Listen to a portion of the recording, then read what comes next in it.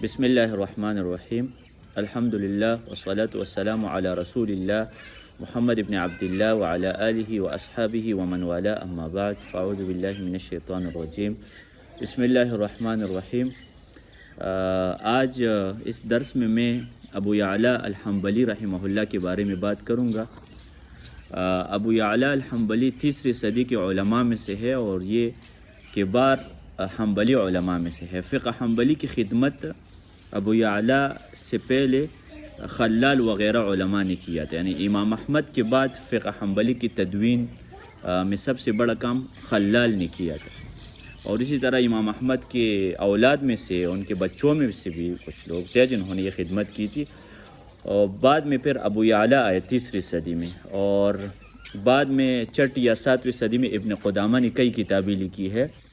اس حوالے سے، جیسے ابن قدامہ کی کتاب ہے عمدۃ الفقہ اور المقنع اور المغنی، سب سے طویل کتاب ہے۔ تو ابو یعلا یہ ان علماء میں سے تھے جو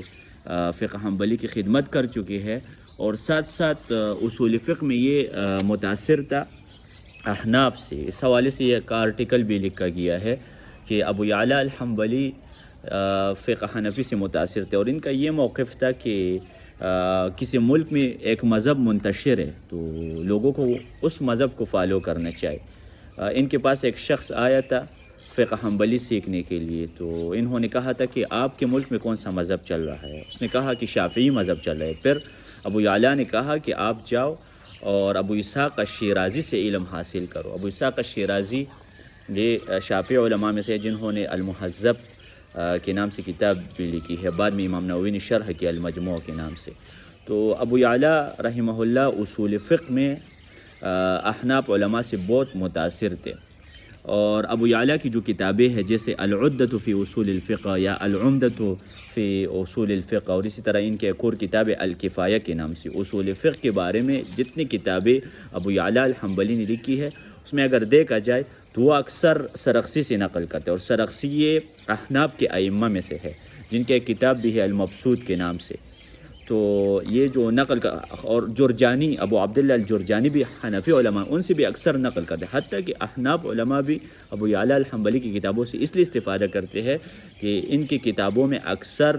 احناف علماء کی اقوال موجود ہوتے ہیں، اور اس میں کوئی شک نہیں ہے کہ احناف نے اصول فقہ میں کئی کتابیں لکھی ہے۔ حتیٰ کہ کہا گیا ہے کہ عیسیٰ ابن ابان امام شافعی سے پہلے تھا، یہ وہ شخص تھا جنہوں نے اصول فقہ میں کتاب لکھی تھی، اگر کہ وہ معتزلی فکر کا حامل تھا، جس کا پھر بعد میں امام شافعی رحمہ اللہ